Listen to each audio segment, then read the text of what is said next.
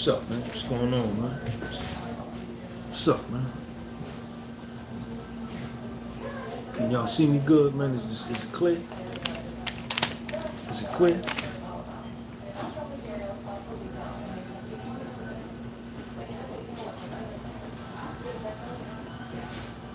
Red light on. Is it clear?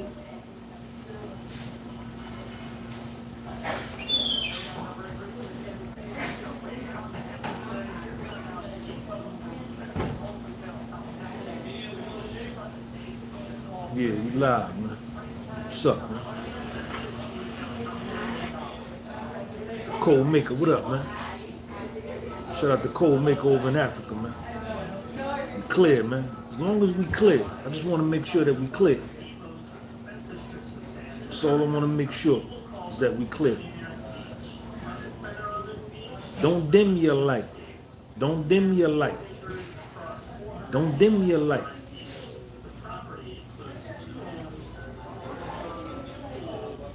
Yo, somebody gonna join the channel membership today too, man. Somebody gonna join the channel membership today too, man.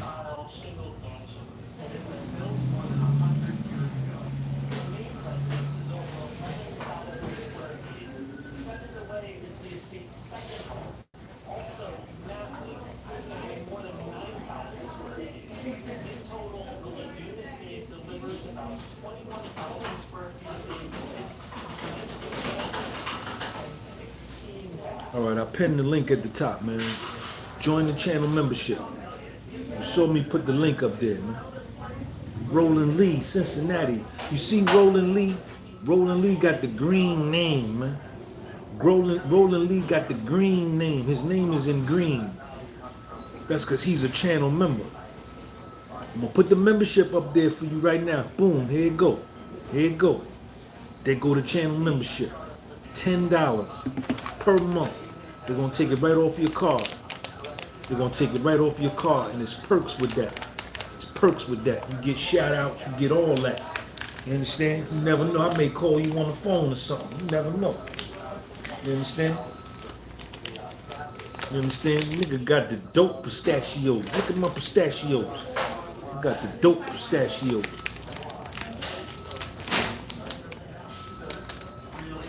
Roland Lee, what's up, man? What's up, man? The power of concentration, man. The power of concentration, man. What's up? I got the pistachios. Look at my pistachios. Shout out to everybody, man. Welcome to the channel. If it's your first time here, welcome. Keep coming back. Keep coming back. Subscribe to the channel. Damn Roland Lee chilling like Matt Dillon. Ain't robbing, ain't stealing, man. Ain't robbing, ain't stealing, man.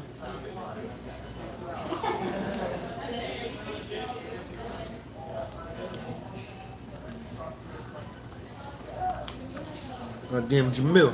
Yo, Jamil, thank you for that, man. Jamil, thank you for the super chat. Celebrate the first super chat from Jamil. Man, shout out to Jamil, man. What I gotta do, tap that joint or something? Man, shout out to Jamil for the $5 super chat. What I gotta do?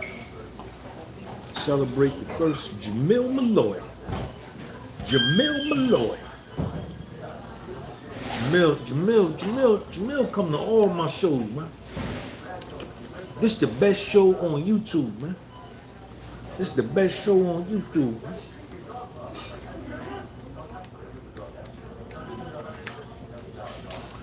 The power of concentration, man. Man, concentration means to put your attention on something, man. Put your focus on something. Put all of your direct all your energies, all of your attention. Concentrate, man. Concentrate. Concentrate. Don't allow yourself to be distracted. You can't allow yourself to be distracted. That's on you. Man, when you can concentrate on something. Reuben Hurricane Carter. I read his book called The 16th Round. Reuben Hurricane Carter. From Clifton, New Jersey. Born in Clifton, New Jersey. Raised in Patterson, New Jersey. Reuben Hurricane Carter.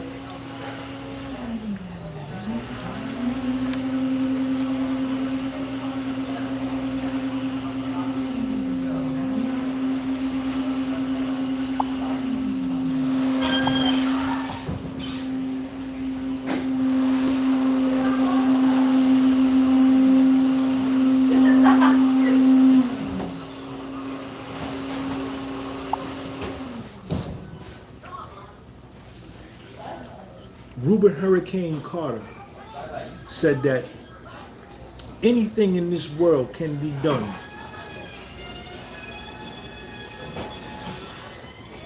if you have the ability to do it. Anything in this world can be done if you, what'd he say? Hold on, let me figure out what he said. I wrote it down because when I read it, it was profound and I wrote it down. Anything in this world can be done if you can concentrate upon it. Anything in this world can be done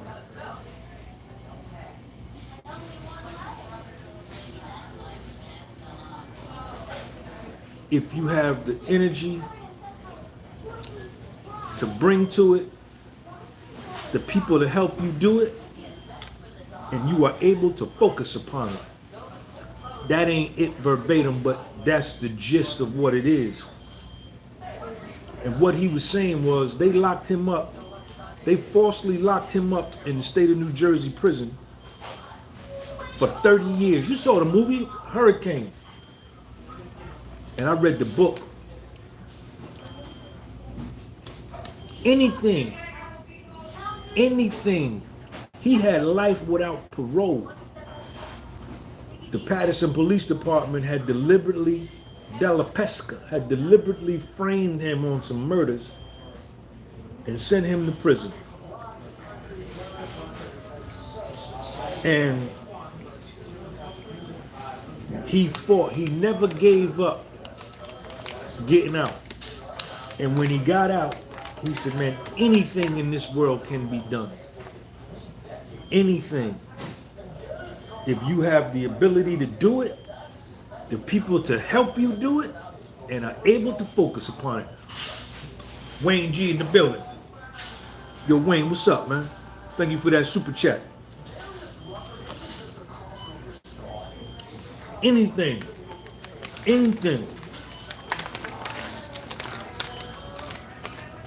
Concentrate on it, man. Concentrate on it. Put everything that you got. Put everything that you got. Wayne G in the building. That's my nigga Wayne from LA. Yo, Wayne, that's you from California. That's my nigga Wayne Superfly Great.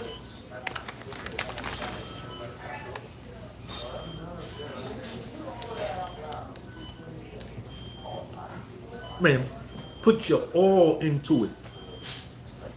Put your all into it. Stop playing around, man. You playing around. You not serious. You not serious about your life. No, you not. No, you not. No, you not. And I'm talking to you.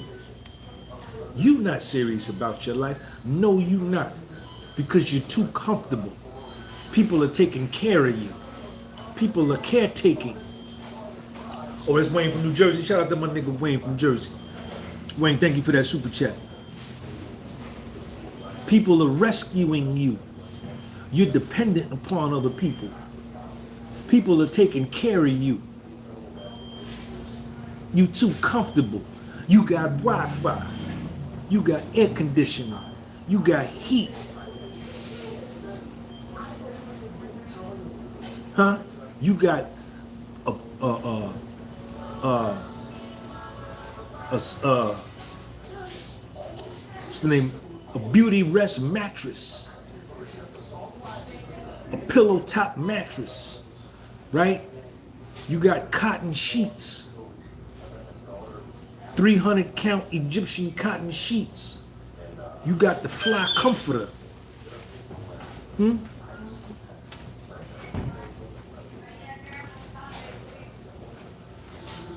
You not serious about your life, and you ain't doing somebody taking care of you. That's why you can't concentrate. That's why you're not serious about your life, because you're being coddled. You're being burped. You're being fed. You're being clothed. You're being housed. You're being provided shelter. And you a grown-ass man. You a man. You a man. You a man. You ain't serious about your life. You ain't serious. You not able to concentrate. You not able. See, that concentration kick in.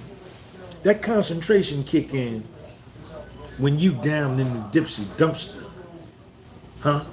When ain't no help. When mommy ain't there. Mommy to the rescue. Mommy to the rescue with the checkbook. Mommy to the rescue with the checkbook. You a grown man and mommy on high blood pressure medication because she worried about you. Mommy constantly mentally fatigued because she taking care of you. Mommy to the rescue with the checkbook.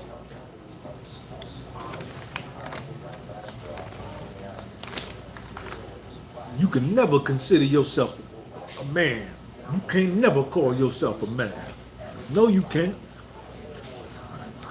You live at home. You live at home. You live with mommy. You still got mommy titty in your mouth. Yes, you do. Yes, you do. Yes, you do. That link right there is to join the channel membership. There you go right there. Join it. $10. $10 a month. You get that soul glow. Chicago, what's up, man? Geno Z's and Goose Island and all that. Evanston, Skokie, all that. 187th and Merrill, West Side, South Side, all that.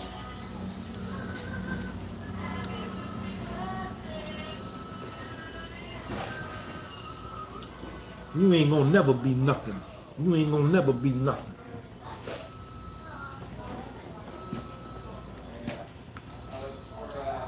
In no other arena in life, no other species. Get him, Sean. Get him, Sean. I got him. Don't you move. Stay right there. No other species in the world, not the bird in the sky, fish in the sea, mammal on land, reptile, carnivore, no other species does the boy child remain with the mother once he becomes of age. Get him, Sean. No other species, especially if the father is around, the male, the dominant male, the father kicks his own sons out. He could have 4 sons. He tell them niggas, y'all got to go. They say us, but dad. He said, man, I don't want to hear that. Man, get your ass up out of here and let me be here with my woman, man. You got to go. You got to go.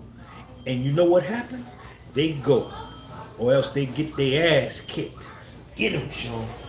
Talking to you. No other male, no other species on the planet in the universe does that. But there seems to be a retardation. There seems to be a malfunction. There appears to be a circuit blown. There seems to be a fuse blown within the human family, especially in weak-ass America, where the boy child continues to remain with the mother well after he becomes an adult male. Something is wrong with that. I mean, man, what is that? What is that?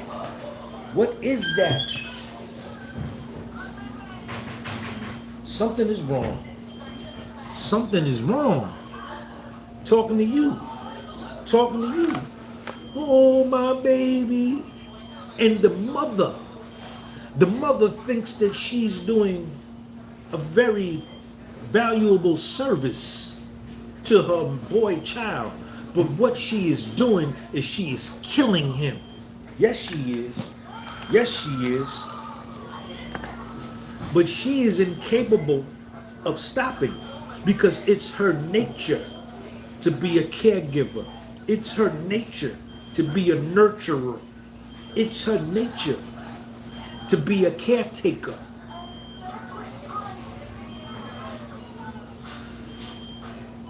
She can't help herself. That's who she is. But now this is what she do now. Check me out. Check me out. She raises her daughter. Yes, she do. She raised her daughter and she love her son. Get him, Sean. Get him, Sean. She don't take no junk off the daughter. She don't play the radio with the daughter. She be on her daughter's head.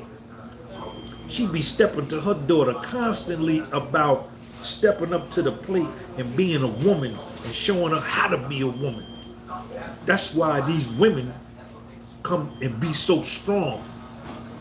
But she don't do that to her boy child because that's her baby, my baby. And that's what the hell he turned out to be in his 30s, a goddamn baby. Yes, he do. Yes, he do. Yes, he do. Yes, he do.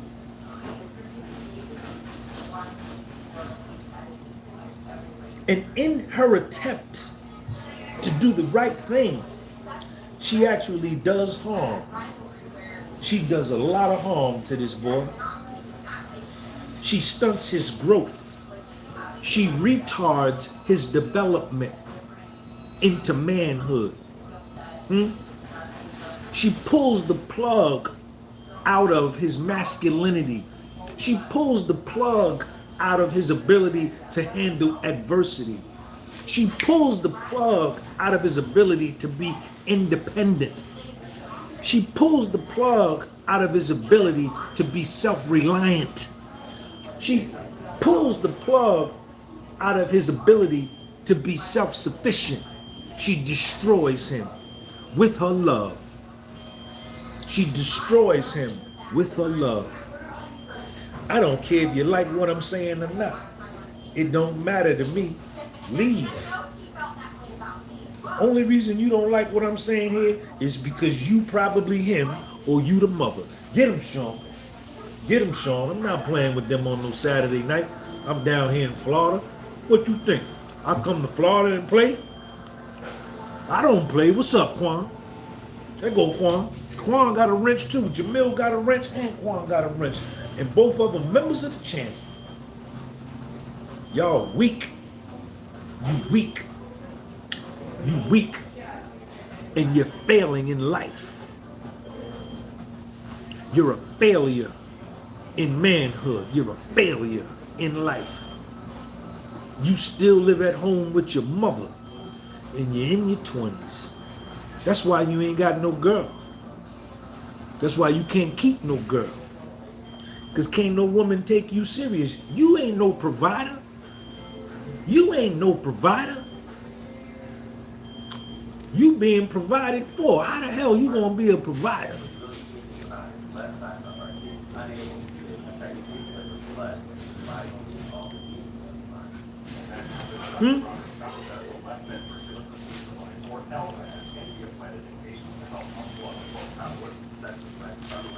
Listen, man, I tell this story all the time. I tell this story all the time. Check me out. I got the dope water. I got the dope water. I got the fly water.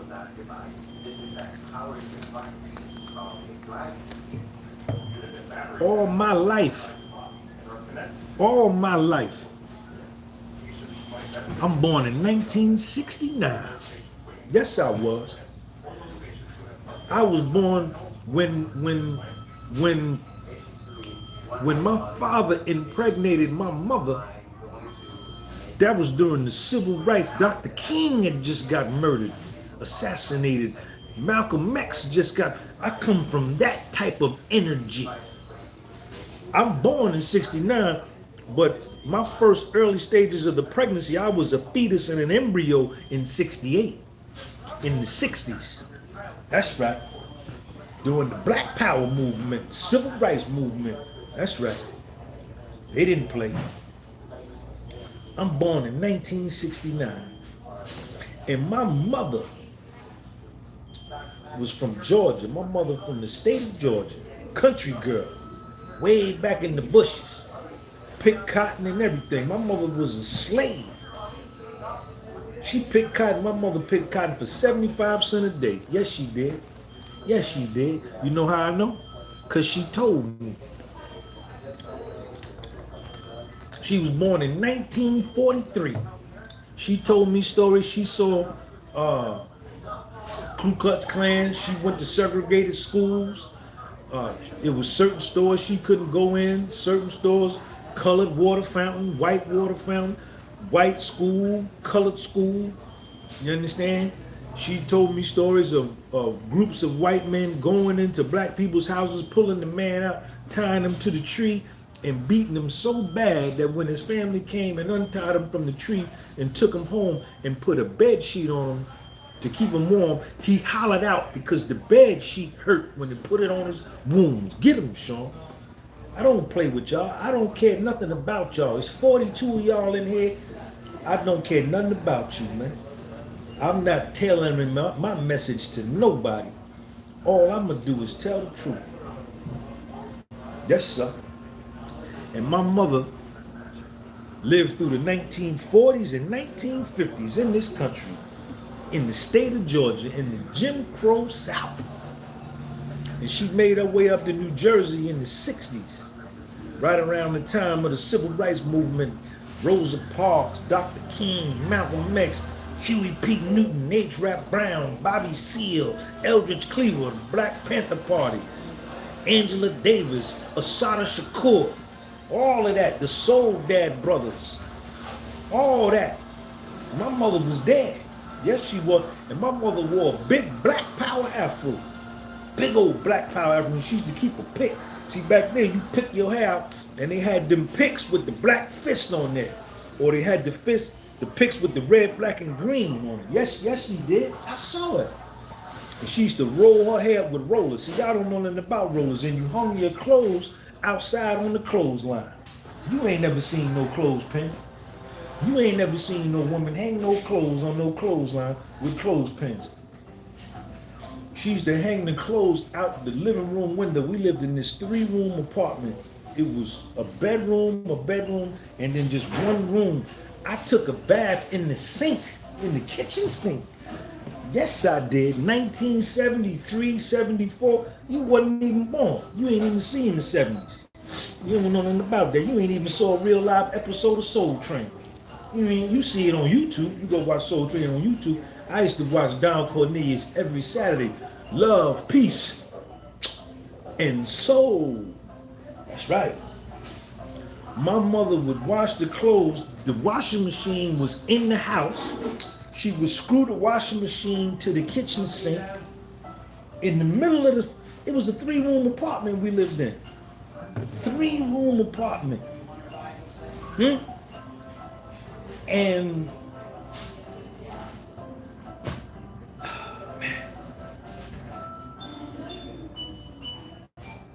We lived in this building. It was an 8-unit building, 8 apartments in there. Everybody in the building was black. And we stuck together. If you needed some sugar, you go upstairs. She said, go upstairs and tell Nancy to give you some sugar, and I'll give her some tomorrow when I got to go to the store. I got to go to A&P and get some sugar tomorrow. Or if they needed some salt, she sent Timmy downstairs to get the salt. They put a little salt. They get a paper like this and put the salt in there and give it to you. See, what you needed, that was when foundational black Americans stuck together. You don't understand that. You never saw that. You see niggas killing niggas. That's where you come from. That's your generation. You see foundational black Americans killing other foundational black Americans, all that. They did that back then too, but more so, we was together. I'm gonna get to the story. I know where I'm going. Don't think just because I'm going off and I'm going off on a tangent in the weeds that I'm digressing from my point. I remember my point of the point I'm trying to make. Watch how I come back to it. See, I don't smoke weed. I don't drink beer. I don't get high. So my mind is lucid. My mind is robust. My mind is full of clarity. My ability to remember, my memory is sharp. But anyway, we used to wash the clothes. She used to wash the clothes right there in the middle of the apartment, and the machine would shake. And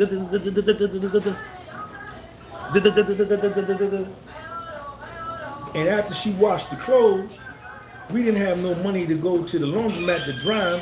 We had a clothesline that extended from the window of the house all the way into the backyard. There was a pole, and it had like a little wheel, and it went around, and it'd be clothespins stuck on the clothesline. And she reel it in, and she hang up one sleeve with a clothespin, get the other sleeve, hang up with the clothespin, and you put it out. Then you get the pants. Boop, boop. And that's how you dried your clothes. Your clothes dried outside in the air. And if it rained while they were on the clothesline, they'd hurry up and get them in because they didn't want them to get them wet again. But anyway, I grew up as an only child. I'm coming right back to my point. I got a strong mind. I ain't got high in 32 years. I ain't smoked no weed in 32 years. That's why I look like this. That's why I look as good as I look. I'm finna be 54 in like 2 or 3 weeks. Yes, I am. Yes, I am. I know y'all see that nigga old. Yeah, but you got to get here first. You don't get to be old being no fool. Yeah, you make it here first. See, you young. You in your 20s. You might not make it to see 50. You might die first. Or Russia and Ukraine and China and America may go to World War III and knock everybody down. You might not make it. In that case, I win because I live longer than you. You understand? I made it. I'm here. And look at how good I look. That's because I take care of myself. But my mother, I grew up as an only child and I was spoiled rotten. Spoiled rotten. Y'all saw that moth fly through here? Flew through my shop. My mother did everything for me. Everything for me. I was spoiled rotten to the core. Weak. Yes, I was. Yes, I was. I got new bike every Christmas, new big wheel every Christmas, new racetrack every Christmas, new Tyco train set every Christmas, new sneakers, new Pro Kids, new ponies, new Converse every Christmas, new Atari cartridges, new everything. If my friend in the neighborhood got a new bike, I went to my mom. Mom, I want a new bike. I had a bike, but I wanted a new bike because he got a new bike. You know what my mother do? Go get me a new bike. Because I was spoiled rotten. She didn't know how to tell me no. She loved me to death. She loved me more than anything. And what she thought she was doing right by giving me everything and loving me the way she did, she was destroying me. Yes, she did. Yes, she did. And she later on told me that. Later on in life, she told me, I think I gave you too much. I never will forget it. Oh, man. Georgia Gunby still alive. You looking at her. You looking at her. And she later on told me that because I started getting high. Look at how crazy I was, man. I started getting high. I started smoking weed the 6th grade summer.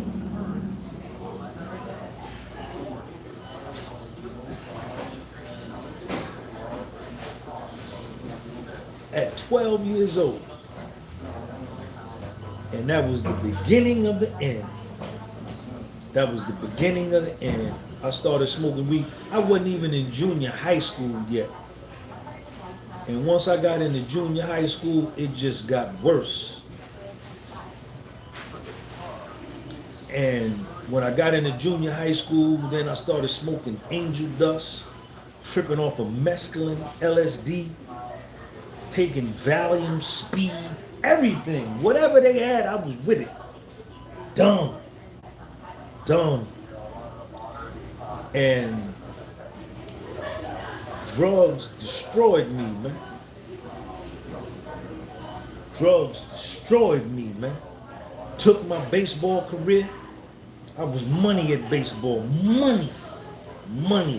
I quit. I go out for baseball. As soon as they say run laps or it got hard, the coach yelled at me, I quit. I go out for football. As soon as it got hard, we had to run laps, he yelled at me, I quit. I go out for track. As soon as it got hard, the coach yelled at me, I quit.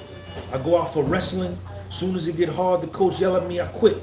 I play lacrosse. As soon as it get hard, I quit everything. The drugs make me quit. It took all of my ambition. It took all of my drive. And later on, after drugs had beat me into submission, after I got into cocaine, I started sniffing cocaine in the 11th grade. I was 16. Yes, I was. 16 or 17. Fool 'em, devil. Fool 'em, devil. That was the beginning of the end. That was the beginning of the end. And then I smoked crack for the first time. I think I was a senior in high school.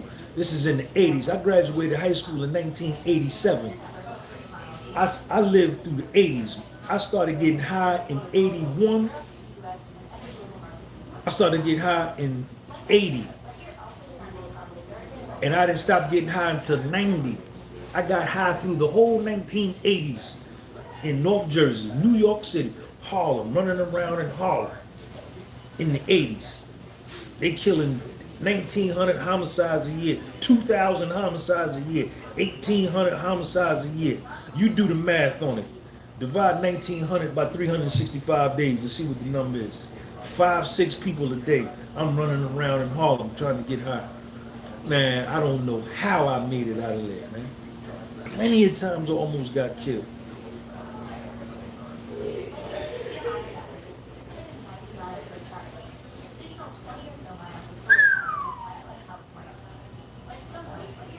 So after the drugs beat me down, after the drugs beat me into submission, right? I remember I was living in Atlanta. I had moved to Atlanta. No, I didn't. That's a lie. I didn't move to Atlanta. My mother enrolled me in college in Atlanta at Morris Brown College, a historically black college in Atlanta, Georgia. The only black school in the state of Georgia, founded by black people, founded by foundational black Americans, for foundational black Americans.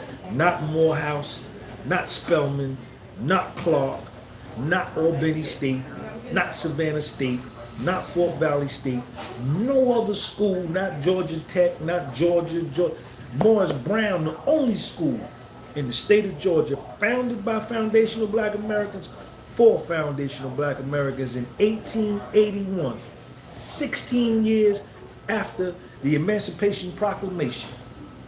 That's right. That's why I went to school at.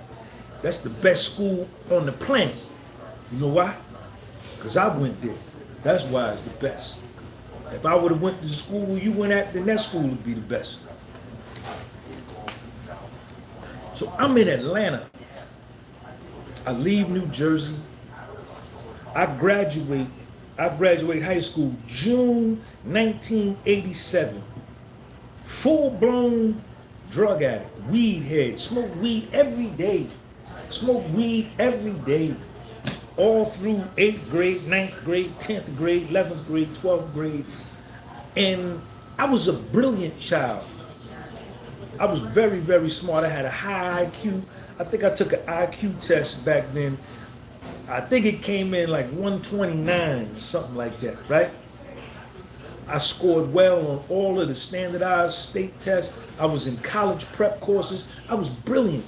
But once I started smoking weed, I went from making A's and B's to C's and D's. F's, suspension, detention, in-school suspension, out-of-school suspension, getting arrested. The drugs destroyed me, man. But I was so smart academically. I was a dummy.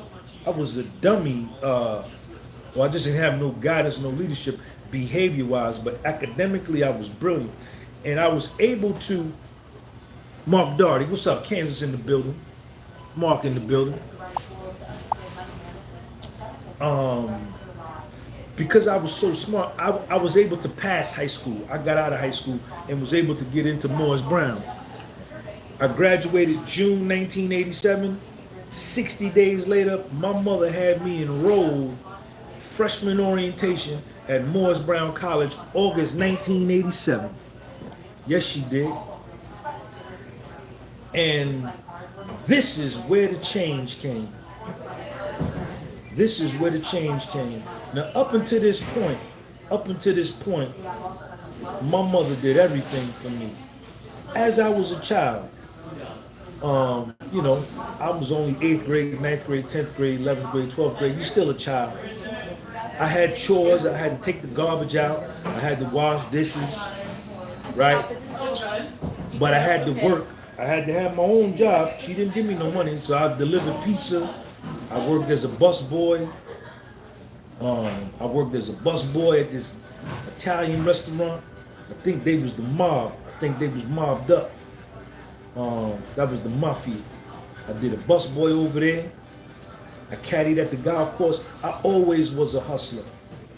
I always was a hustler my whole life. I've always been like entrepreneurial and just, I'm a go-getter. I'm not waiting on nothing. I ain't waiting on nobody to give me nothing. Where it's at? They paying over there? They hiring over there? I'll be over there.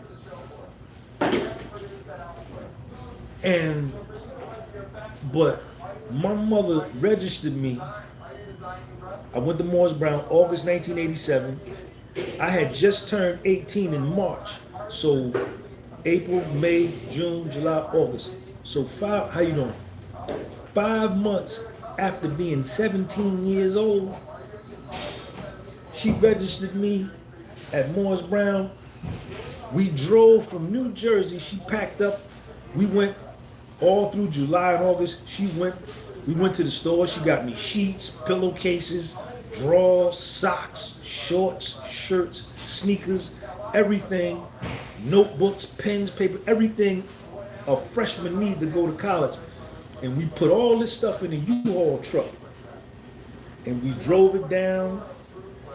And we went to Morris Brown. We got my room. My room was room 306 in Borders Towers. That was my first room. Room 306.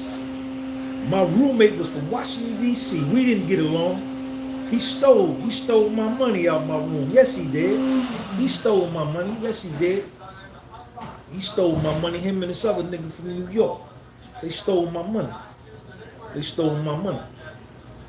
But anyway, they checked me. My mother checked me into the dorm. And she got a hotel for one night. And then the next night, the next day she came and she took me over to the West End. You know where the West End Mall at in Atlanta? The West End Mall. Ashby Street. Is that Ashby Street? No, that's West End and Cascade. By the West End Motor Station. And she put $400 in the bank for me. It was First Atlanta Bank.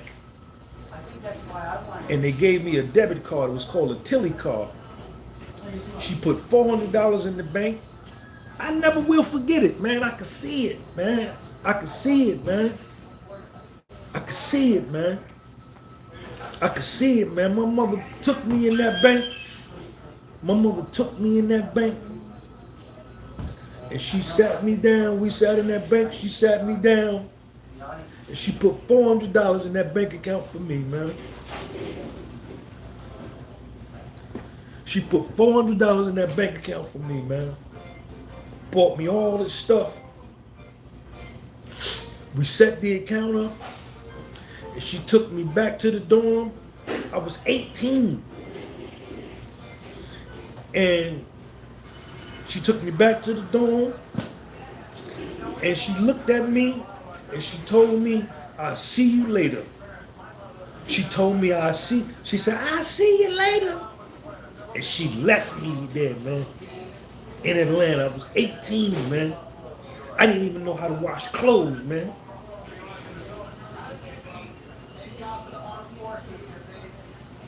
My mother did that for me, man.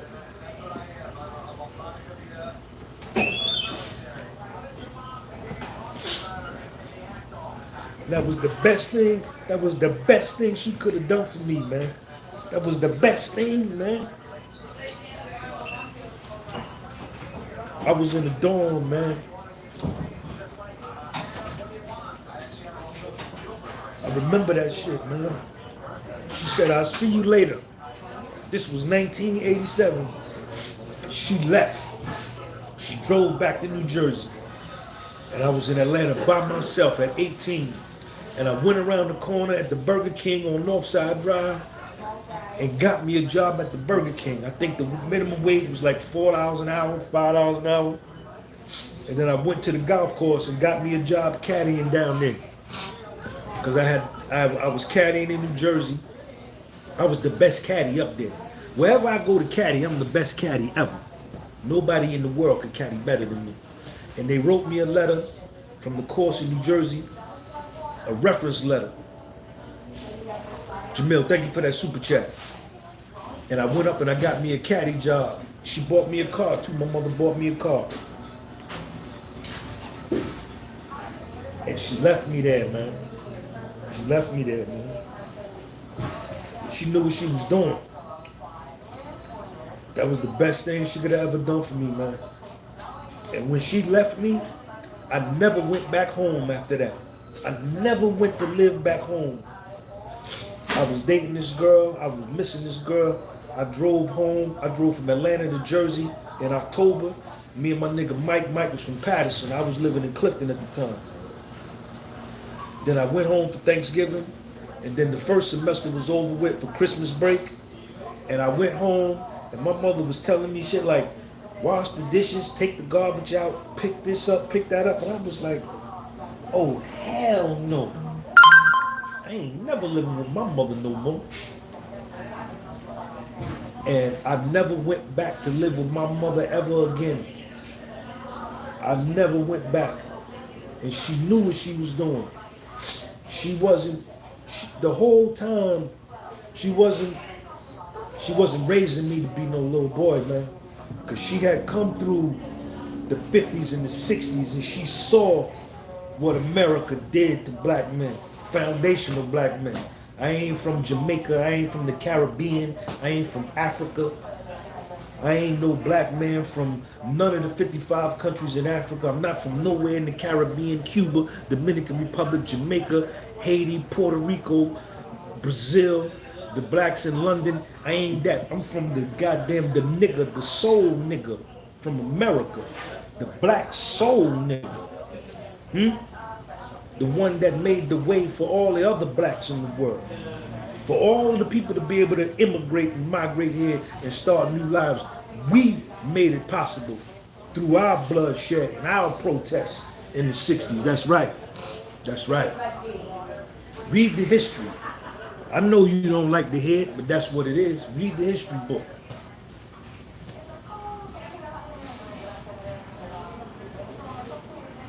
And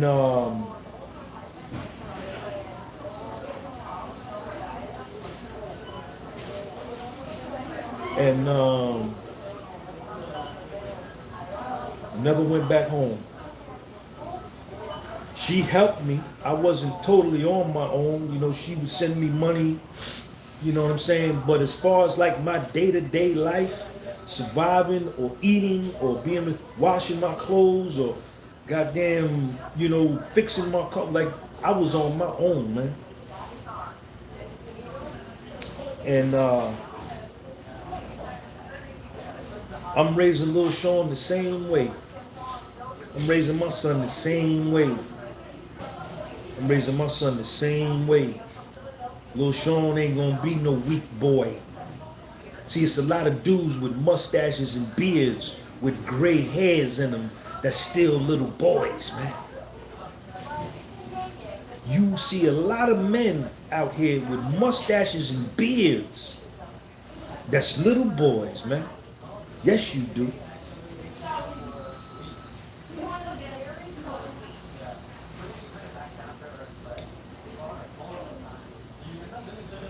Yep. I finished school. I moved back to Jersey. My mother had moved down to Georgia. I didn't have nowhere to live. I went and got a room at the YMCA for $85 a week. I lived in my car for 2 nights because I didn't have nowhere to go.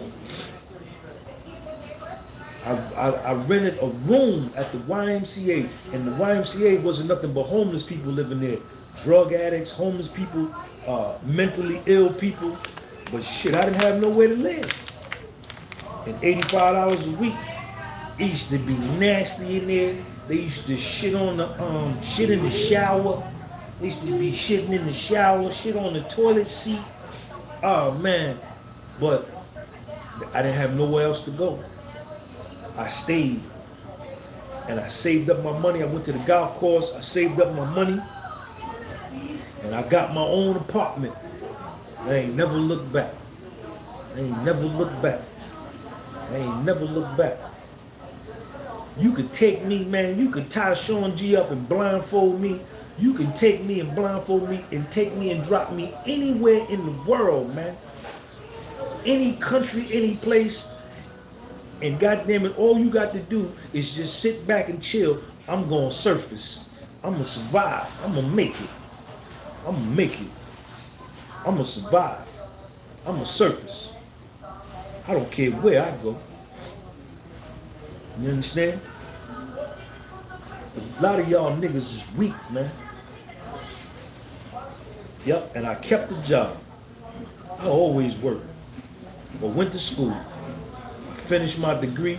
But my drug addiction in Atlanta, I got clean in Atlanta. My drug addiction blew up in Atlanta, and I dropped out of school. Almost got killed in Atlanta a couple times, fucking around in them stupid ass spots. Dumb. Behind some drugs. Behind some liquor.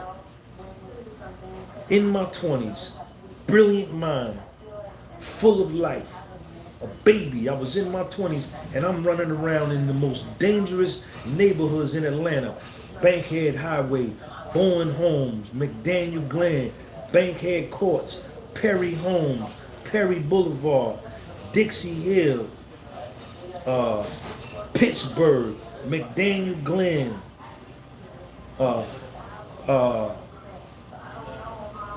Buttermilk Bottom, Ashby Street in the 80s. Almost got killed a bunch of times. Yep, it's a true story, man. This is a true story. Trying to get high, trying to sell drugs. Then after I got clean, I get clean.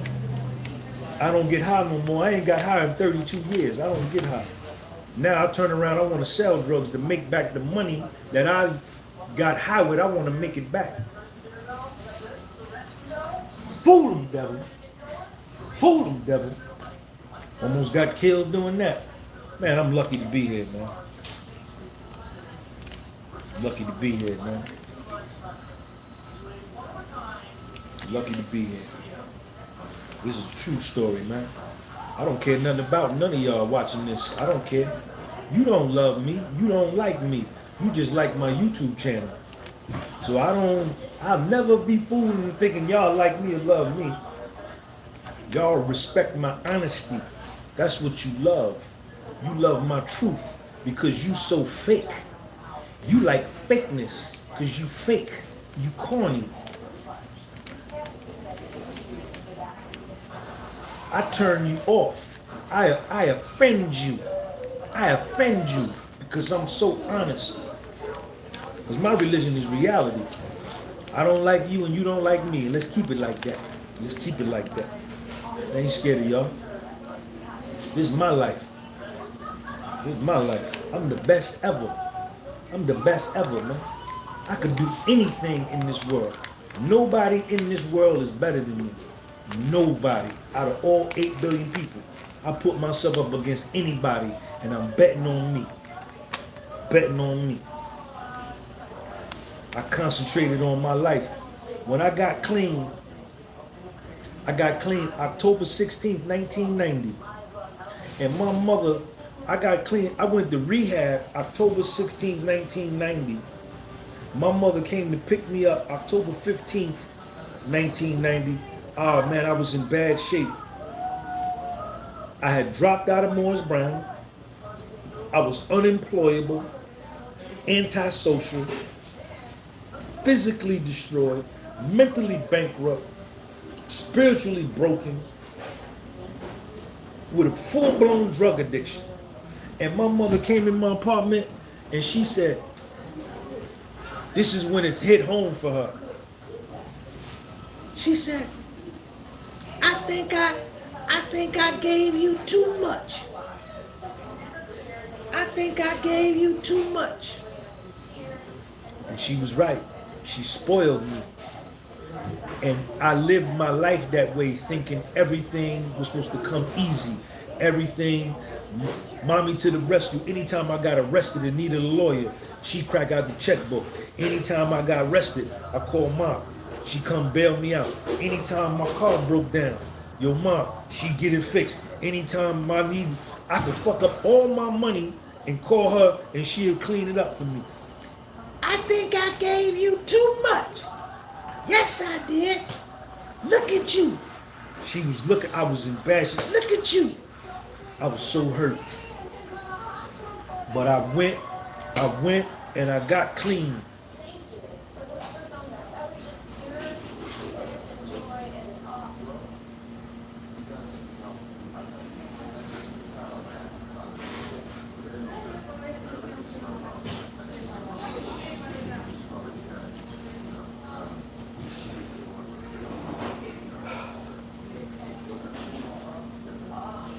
That's my mother, man.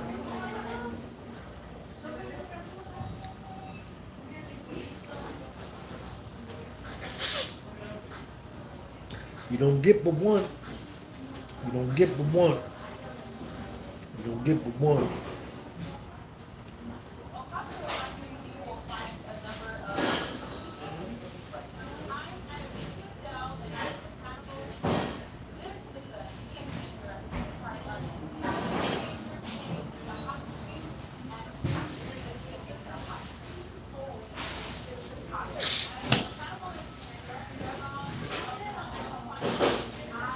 My mother was down for a nigga, man. My mother was down for me no matter what happened. No matter what kind of trouble I got in, no matter what happened. She was there. Man, if I could only talk to her, man. If I could only just talk to her. For fucking 15 minutes, man. Just to hear her voice. I mean, for real. Because she's still, just because these people that we love, just because they die, that don't mean they not here. They just not here physically, but in the spirit realm and in the mental realm, I could hear her clearly. I could hear her clearly telling me, man. Yep. Yep. Yep. Yep. She was the only one that came to see me when I was in prison. Her and little Sean. She was the only one out of all the people I knew, people I helped, I gave tens of thousands of dollars to, women I took care of, people I helped get money. Man, nobody came to see me but my mother and little Sean. The only two. That's right. That's why I don't like nobody but little Sean and my mother. That's it. I don't like nobody else. They came to see me when I was fucked up. They came to see me. And my mother, while I was in prison, my mother gave little Sean's mother for child support, gave her $10,000. Yes, she did. Yes, she did. $10,000 for little Sean. Every month she sent her $800 while I was in prison. Little Sean was taken care of. She loved little Sean. Once little Sean was born, I was out the back door. She called my phone. Hello? Hey, how you doing? I'm doing all right. What's up, man? I'm doing all right. Where my boy baby at? She didn't want to talk to me. She wanted to talk to little Sean. Her little Sean get on the phone and just talk. He used to go down south. Little Sean would go down south and stay down there with her for 3 weeks by himself. He wouldn't even call home. He'd be having so much fun. I'm glad he got a chance to do that.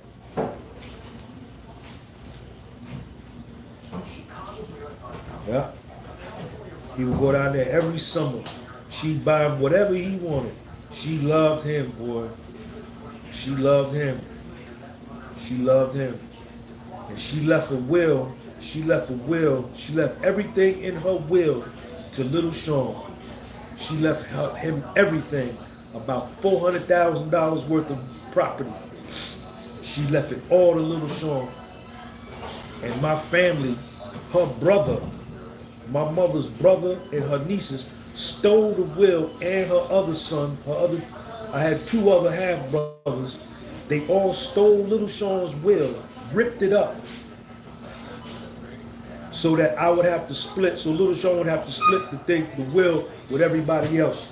They stole his will. Yes, they did. That was about 2 years ago. And I was ready to go commit murder. This was in 2020, October of 2020, my mother died. I had planned I was going down there to commit murder because I knew for a fact she left him that will. And I just couldn't accept, you gonna take something my mother gave to my son? You out of your fucking mind? You think I'm gonna let you? Yep. Many niggas that I know, many niggas had to talk me off of that. Yep, that's a true story. This is a true story. They lucky. They don't even know how much danger they was in. They don't know how much danger they was in. Yep. But the thing about it was, see, $400,000 for little Sean, that was his money, and it's the principle of the thing. That's what bothered me. That how you know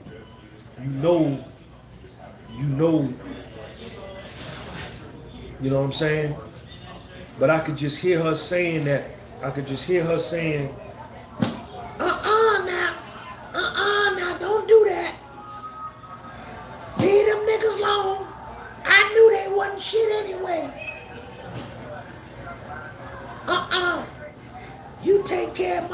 baby. You take care of my boy, baby. I'm gonna get him what he's supposed to get. Don't worry about them niggas. I knew them niggas wasn't shit. And the lawyer she had hired, the lawyer my mother had hired was in on it too. My mother was Foundation of Black America, the lawyer was Foundation of Black America, and the lawyer stole the will with my family. I was going to kill them niggas, man. I swear to God on my eyesight and on Little Sean's eyesight. Them niggas talked me down, man. And I couldn't leave Little Sean. I couldn't leave Little Sean. I couldn't, that would have been a bad move when I thought about it. My mother dead, I go kill a few niggas. They kill me or I go to prison. Now Little Sean stuck. No father. Grandmother died. Psychologically, he would have been devastated. He would have been destroyed. And for once, I thought about somebody else instead of me. RH, thank you for that super chat. Chavizion, thank you for that super chat. And I had already been a millionaire. See what I'm saying? I was already a millionaire. So 400,000, I used to make that in a year. I used to make 200,000 in the month of February alone, doing taxes. You understand? 250. So 400,000, right? I had that kind of money before. So for them to take it, it hurt because it was the principle. How fucking dare you steal from my mother to give it to my son? I'll fucking take your life, motherfucker. That's how I felt. But I said, Sean, nigga, you done had that kind of money before and you gonna get it again. Like my confidence, I know I could get that kind of money. You know what I'm saying? But ain't none of them had no good luck since they did that. The lawyer died. The lawyer my mother hired, she died. Ricky G, thank you for joining the channel. Ricky G got that soul glow. The lawyer that stole Sean's will died on the 1-year anniversary of my mother's death. That bitch died. Then my punk ass brother, he was trying to set me up to kill me, but he didn't really want nothing. Because I went down there. He was talking some shit to me on the phone. I went to Lincoln. I swear to God on Little Sean's eyesight. I said, nigga, what's up? I said, nigga, who was you talking to? I was already hot. But he carried guns, you understand? I couldn't carry no gun because I'm a convicted felon and I'm from Jersey. I'm down in Georgia. But I went right up to his motherfucking face. I said, nigga, what's up, nigga? He didn't want nothing with me, man. He died 6 months later. They all died. They stole from an old woman, wanted to give something to a child, and they died. They dead. They gone. I'm still here, looking good, living. Little Sean, goddamn killing baseball. You look just like me. You know what I'm saying? Compliment King, what's up, man? I see you, man. You know what I'm saying? But you never know. Them niggas got to live. They got to live. And see, they know I'm still alive. Ricky G, man, thank you, man.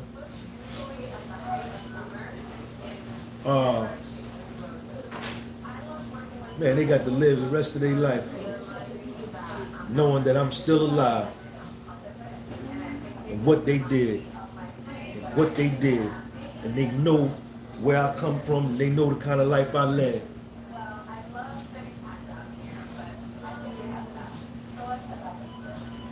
It used to bother me a lot. It don't bother me no more. It don't bother me no more. You know, it don't bother me no more. Everything you do come back to you, man. What you put out into the universe, come back to you. My nigga R. Rich, knowing the world knows what they did, they gotta hide in shame. Ain't no question. Ain't no question. It ain't no apology. I ain't accepting. I'm not forgiving nothing. Ain't no forgiveness. You can't apologize. Man, I don't want nothing. I don't want nothing. I want to fight. I want to fight. This my life. This my real life. This my real life. This my real life. I'm the flyest nigga ever. They be watching my channel. I know they watch my channel from behind a tree, hoping I fail, but I never will, kid. I'm a success. I'm winning. I'm winning. I'm winning. They all got health problems and shit. They all, my one cousin, she take like 13 pills a day. She fat. They all fat. They all fat, diabetes. They never, none of them would never say nothing to me, man. If they came in this place where I'm at right now and saw me, they'd shit on themselves. Yes, they would. The hair on the back of their neck would stand up. And they have every right to.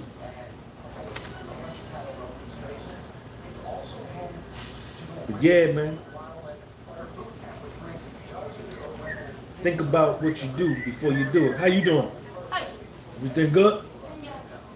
Think about what you do before you do it. I just couldn't go back to prison, man. I couldn't go back to prison. I couldn't leave Lil Sean, man. I had to eat that one. I had to eat that one. It didn't taste good, but I had to eat that one. But I'm still winning, though. My best days are in front of me. My best days are in front of me. You know what I'm saying? And the sun, moon, and stars is real. The sun, moon, and stars is real. You can do whatever you want, the man. You can steal and no human being sees you. And you can get away with it. But the sun, moon, and stars, the sun will say to the moon, and the moon will say to the star, yo, you saw what he did? And the star will say, yeah, man, you saw that nigga, man, you saw it. And the sun will say, man, I can't believe he did that. And the stars will say, when we gonna get him? You wanna get him now? And the moon will be like, nah, let's just check, let's just let him, let's see what else stupid he gonna do. And the sun will be like, all right, we're gonna let him. And the sun, moon, and stars will watch you continue to hurt people. And then one day, without a doubt, the sun, moon, and stars gonna tap you on the shoulder. Gonna tap you on the shoulder, say, yo, man, yo, kid, yo, come in, man. Yeah, you. You gonna be like, me? You. And when the sun, moon, and stars get a hold of you, you gonna wish it was the police. You gonna wish it was them niggas you jerked. You gonna wish it was them people you stole from. Because the sun, moon, and stars, it don't take no down payment, ain't no payment plan, ain't no layaway, ain't no credit card. When the sun, moon, and stars tap you on the shoulder, you gonna pay right then, right now, in full. No partial payment. Yes, you will. And you may not survive it. Yeah. You're gonna get yours. That's why I live right. I don't live a criminal life no more. I used to be a criminal. I used to do bad things. I used to live a bad life. I used to be a liar, cheater. I always had to get over. I ain't doing that. I don't live that way no more. Sun, moon, and stars made a believer out of me. Sent me to FCI Morgantown, federal prison. Once I got in there, I said, yo, I'm done. I waved the white flag. I said, sun, moon, star, please don't hit me no more. Please don't hit me no more. I'm sorry, man. I ain't gonna never do nothing wrong ever again. I quit. I turned in my criminal card. I ain't doing nothing wrong. I ain't doing nothing wrong.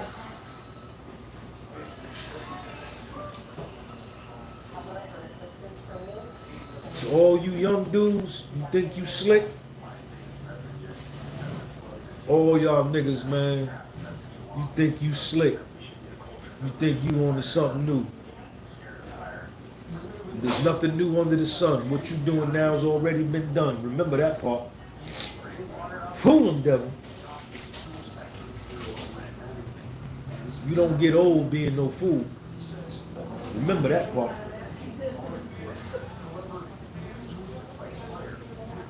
Stop being weak.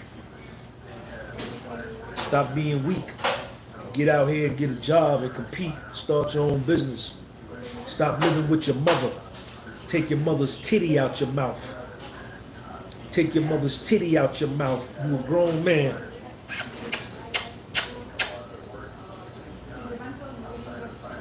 No, you're a grown male. You're a full-grown male.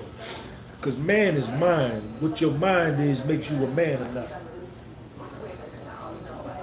Certain things you got to walk away from, kid. Certain things you got to walk away from. Send this to all the gangbangers all around the world. All the Bloods, the Crips, all the niggas in Chicago. All you gangbangers, listen to me. Certain things you got to let slide. You got to walk away from it, man. And that don't make you no chump. That don't make you no punk. Because you're living in a world, in the United States of America, they got something called the prison industrial complex. The prison industrial complex, which is ran by the elites and the white power structure. No diss to none of my white subscribers. All white people ain't bad. All niggas ain't good. All Spanish people ain't bad. All Asian people ain't good. All just because your skin color, that don't make you good or bad.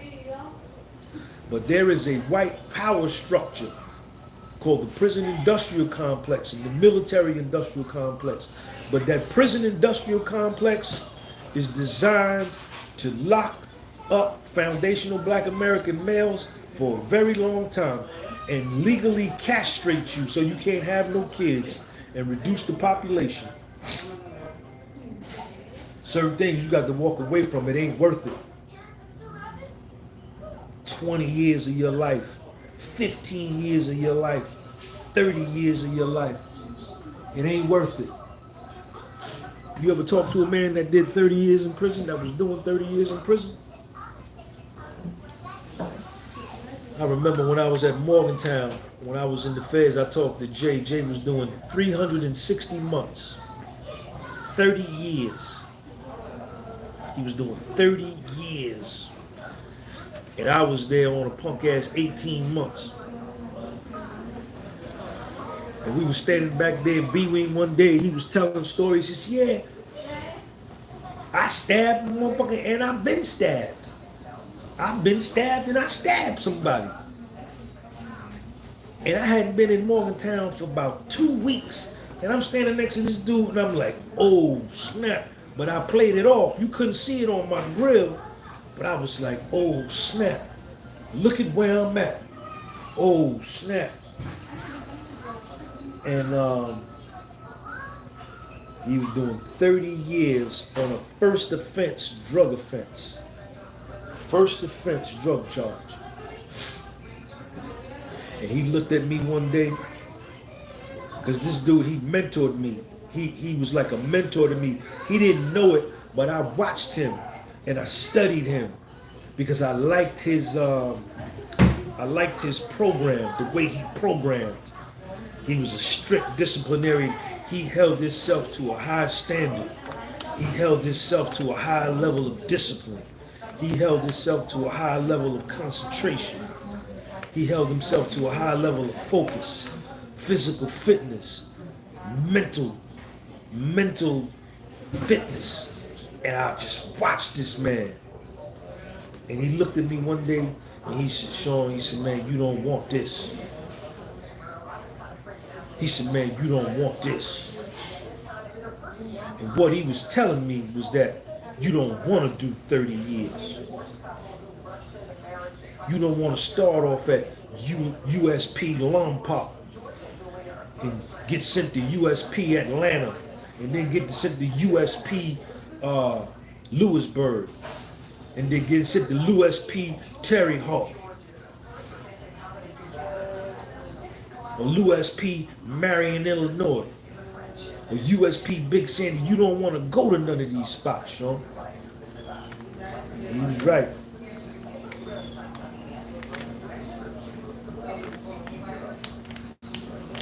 He was right. I heard stories, man, some of them U.S. prisons, some of them federal prisons, man, you got to take your shower with your boots on, man. Yeah. While a nigga sit outside the shower guarding, watching guard. If you want to take a nap during the day, these were stories I heard. I've never been there. If you want to take a nap, one of your homeboys got to stand outside your cell door and watch while you take a nap so nobody don't run up in there on you. You got to take a shower with your boots on. Get him, Sean. I heard these stories. That's when I realized I wasn't no gangster.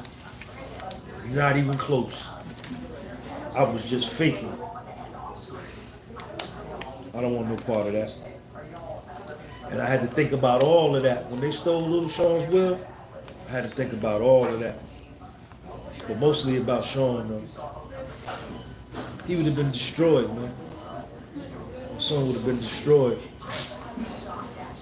And today, Sean is a superstar. He's a superstar. He's healthy. He don't never get sick. I don't never get sick. I got a little money saved up. I look good. I eat good food. I get pussy whenever I want. I sleep good. I ain't jerk nobody. I don't look over my shoulder. I never ratted. I don't have to worry about nobody coming back. Nothing. I got a good life. I got a car. Ain't no car payment. I ain't got a whole lot of money, but I don't need that. A lot of people with a lot of money want what I got. They want peace of mind. I got peace of mind. I got peace of soul. I got peace of heart. I got peace of sleep. I got peace in my waking hours. I got peace. Can't put no dollar value on peace.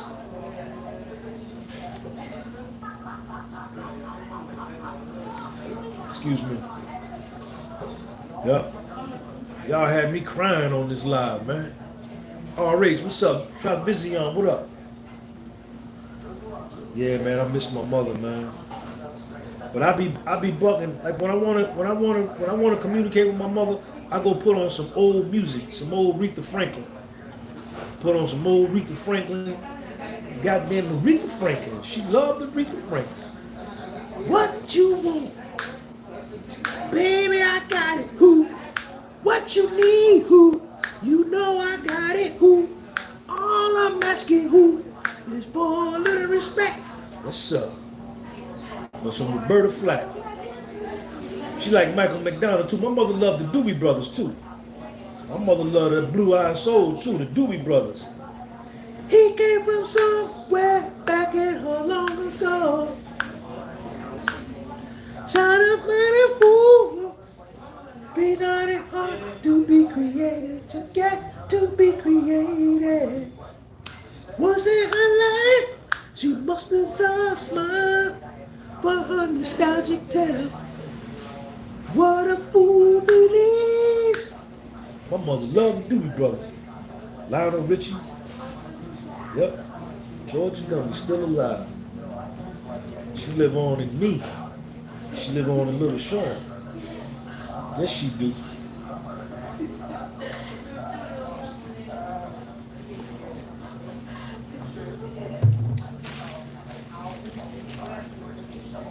What I need a $50,000 car for? I'm the car. The car don't make me. I make the car. I get pussy because of me. Girls want to be with me because of me. Women are attracted to me because of me. Women want to get next to me because of my mind. They want to talk to me. They want to be next to me. I look good to them. I'm strong to them. I'm strength. I'm power. I speak power. I speak force. I speak life. I'm masculine. I'm aggressive. I'm arrogant. I'm conceited. I got a big ego. Women love that. So I don't need no car to do that for me.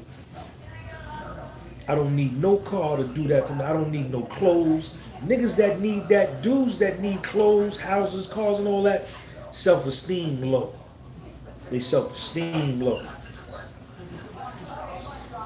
They self-esteem low. Women want to fuck me because of what I am, who I am, and I don't have to pay. I don't have to pay. I don't have to pay. I'm a nice guy. I take women out. I do nice things. I do what a man is supposed to do. But just to be buying pussy, nah, I ain't got to do that. A lot of dudes got to do that. Never Sean G. Never my whole life. You ask anybody about me. You ask anybody about me. You go back to Morris Brown, Jersey, anywhere in Jersey. Always had honeys, man. Always. To this day. To this day. Women want to be stimulated mentally, man. Women want men's security. They want mental stimulation. They want spiritual stimulation. You know what I'm saying? They want a man. They want that masculine energy. And then once you get the kitty cat, you gotta get busy.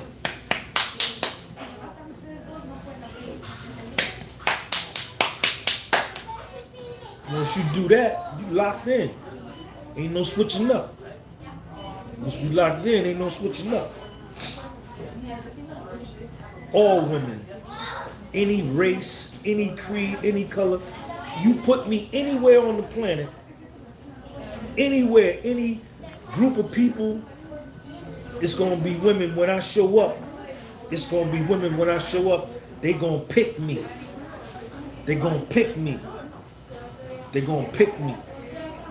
A lot of it is my style, my Jersey accent, my Jersey flavor, that East Coast, up north, New York thing. Women love niggas from New York, New Jersey. They just do. And dudes from other parts of the country hate niggas from New York and New Jersey. Because when we show up on the set, all the bitches be like, them niggas, I want to fuck him. Why? I don't know. He's from Jersey. Look at how he talk. Look at what he do. Look at how he look. Look how he dress. Look at how he walk. He say anything. That's what it is. I'm telling you the truth. My story. You ain't gotta believe it.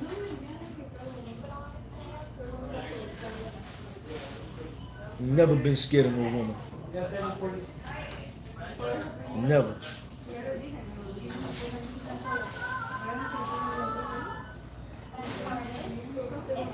Matter of fact, when I had money, I tried to act like when I met women like I didn't have any. You know? And if I get rich again, or when I get rich again, because I'm gonna get rich again, I'm gonna be dressing just like this. I don't never dress in fly clothes. You seldom see. I got about $40,000 worth of suits and shirts and ties in storage. Tailor-made, custom tailor-made suits with my name sold in them. Hickey Freeman, Brooks Brothers, off the flagship store in Manhattan on 5th Avenue. Johnstone Murphy shoes, all of that. Paul Frederick shirts with my monogram in the pocket, on the cufflinks. I don't wear none of that. And when I become rich again, I'm gonna dress just like this, because I don't like to lead out with that.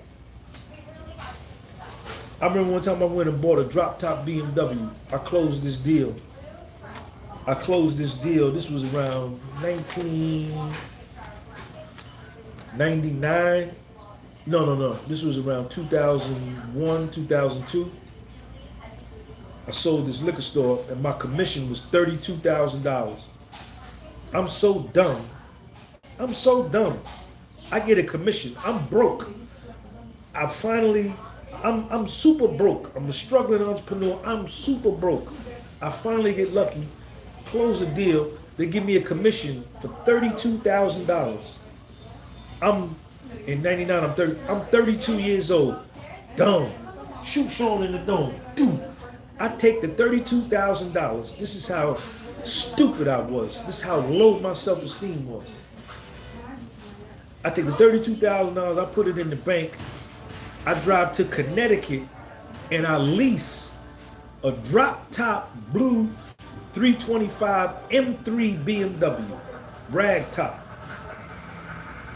The payment on the BMW was $700 a month.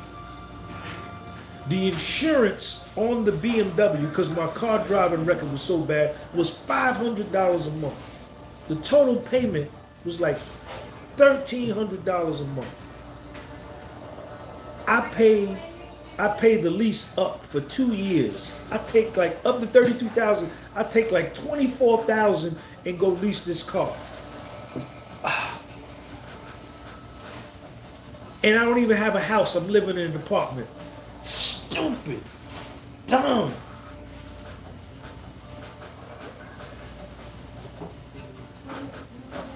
And I have to rent a garage because I don't want to park it outside in the rain. I'm renting a garage for $100 a month. All because I wanted to drive through the ghetto. I wanted to drive through the ghettos of New Jersey where I was known, with my top down, with the music blasting, so somebody could say, oh snap, look at Sean right there. Oh shit, you see Sean in this car? Sean got a drop top. Sean got... That was more important to me. Look at how dumb I was. That was more important to me than the $25,000 in the bank. I was stupid. I was dumb. Dumb move. Bad poker. After the 2 years I took the car back, I was back broke. As I deserved to be for making such a stupid move. But I was 20, what was I, 32 at the time? I was young, I was dumb. But you gotta make mistakes sometimes in order to learn. I know what to do this time. When I get my money this time, I'm disappearing. Y'all ain't gonna never see me again. When y'all come on YouTube and go on my Instagram and all my Facebook and my podcast on Spotify, this channel, the podcast with Soul is on Spotify. The podcast with Soul is on YouTube, my other channel. When you go on YouTube and look for me and you can't find me, just know I made it. You know I got about $2 million. I'm $2 million to the good, and I'm disappearing. That's it. Y'all ain't gonna never see me again. I'm gonna go somewhere. I'm gonna go live way in the bushes, and I just want to die off. I just want to die and tell Sean, when I die, throw me in the Nile River in Africa. Take me to Africa and throw me in the Nile. Throw me in the Nile.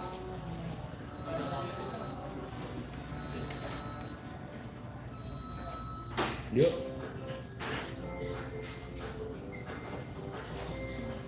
Yep. What time is it?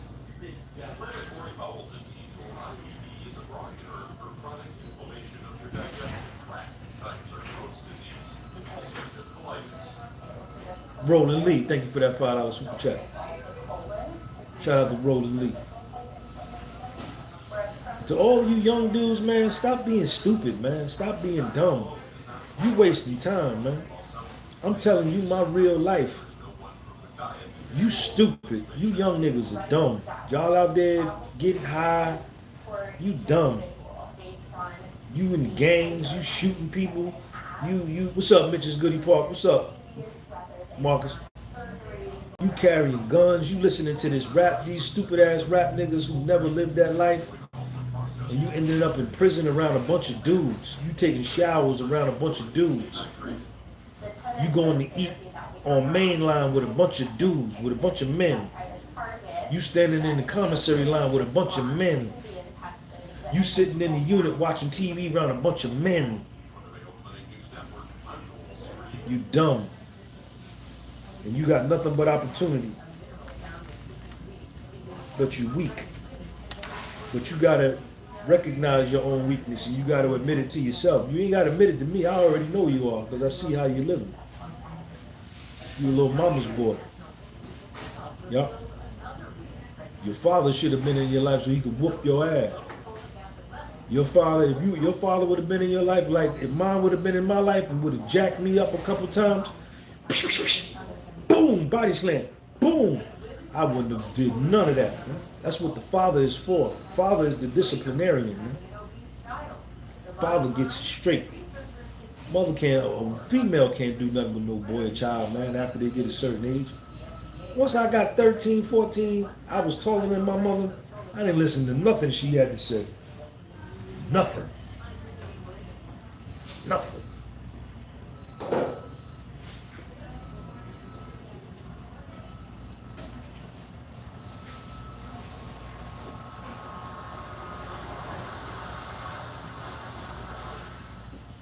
You niggas corny, man. Y'all stupid. It's like y'all want to go to jail. Then when you get caught, you go down there and you rap. You tell. You rap. You a rat. You a rat. You a rat. Like Tekashi 6ix9ine or like Gunna. You a rat. Once you a rat, you forever a rat. Like T.I. T.I. is a rat. Al Sharpton is a rat. Gunna is a rat. Tekashi 6ix9ine is a rat. And you don't never live that down, and your son don't never live that down. Your kids live with that on the playground. That stay in your family forever. That stay on your jacket. That's on your resume. But you's an informant. Never once in my life, I've been living 54 years, I started getting in trouble at 13. Never once did I ever rap. Never once. Had the opportunity. Not Sean G. Never Sean G. They didn't teach me that way. Mark Dougherty, what up? Jesse Jackson too, Mark? Al Sharpton definitely won. You niggas ain't got no standards. You let anybody, you know, they could rap and then you give them a pass. Fuck out of here. Once you got that stain on your shirt, that stain is on your shirt. Yeah, but this thing, you got a stain on your shirt, man. What's that?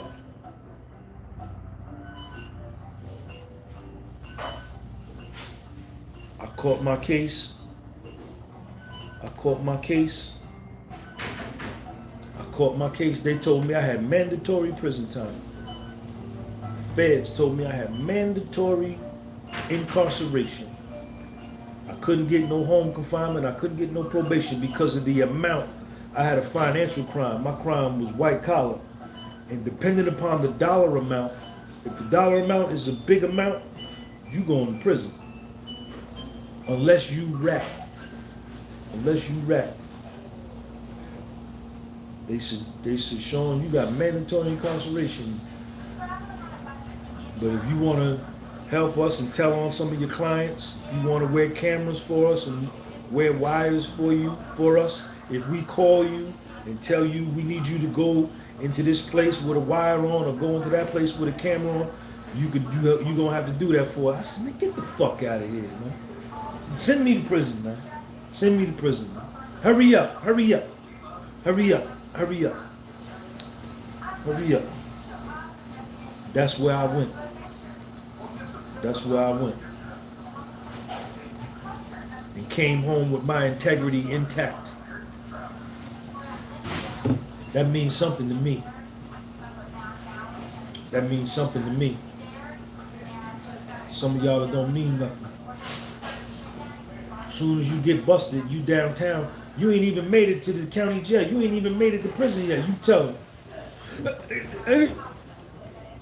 I ain't shoot that gun. I told him not to go over there. I told him not to come pick me up. I didn't have the gun. You start telling me for you. That's why I don't like you. You a rap. You dress like a mom, you know that, right? But I like it. No, I like it. You don't dress like a boy. You dress like a whole girl, lady. What's up? How you doing? You always gonna call. No, I'm not. Come here. Come say what's up to the people. Nah, you waved at me, then you want to come and you don't want to say what's up to my people. Little girl that work here, she see me over here, she waved at me. Come here. Excuse me. I'm gonna make her come over here and watch. Do what I tell her to do.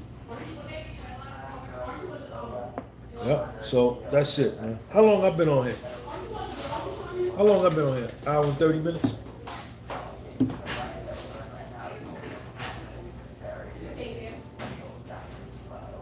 Excuse me. How you doing? Tell that girl that got the red thing on her head. Tell her I said come here. What's her name? The white girl. Tanya. She white? No, she's Spanish. She Spanish. What kind of Spanish is she? Puerto Rican? Where in South America? Tanya. Tell her I said come here. Someone wants you.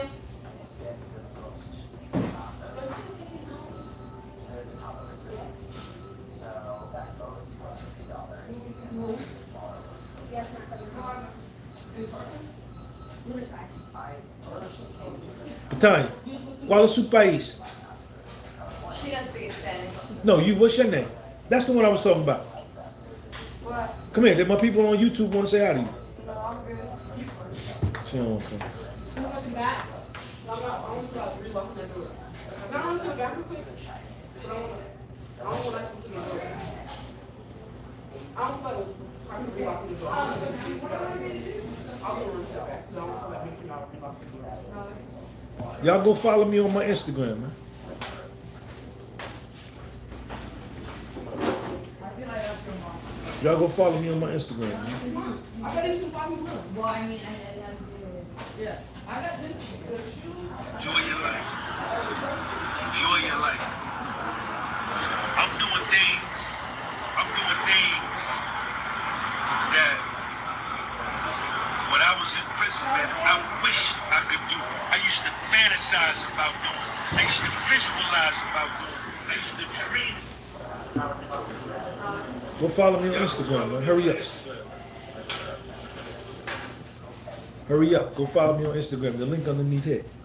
Shout out to my man for joining the channel tonight. He got that soul glow. Mark G.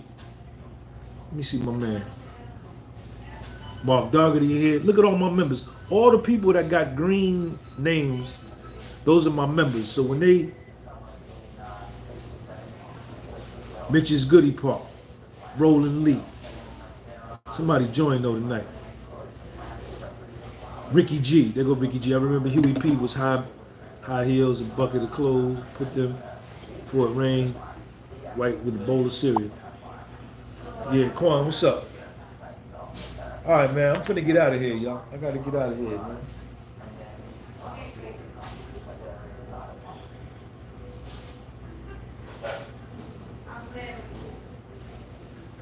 I gotta get out of here, man. Jamil, what's up, man? Chronicles of AJ, what's up?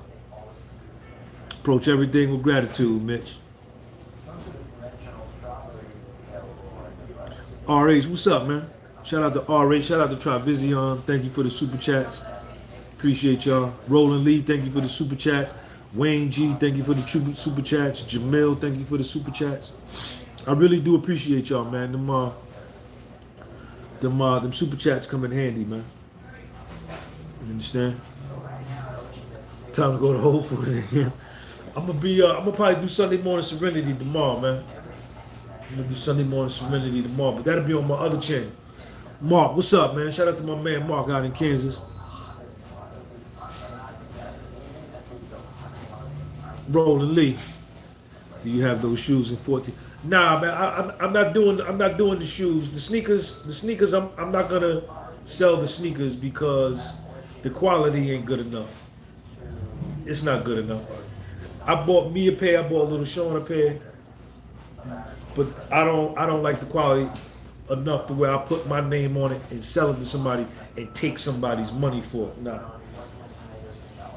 But when I get my money tall, Chronicles of AJ, thank you for that super chat, man. And I could go, like if I could go to Vietnam, Roland,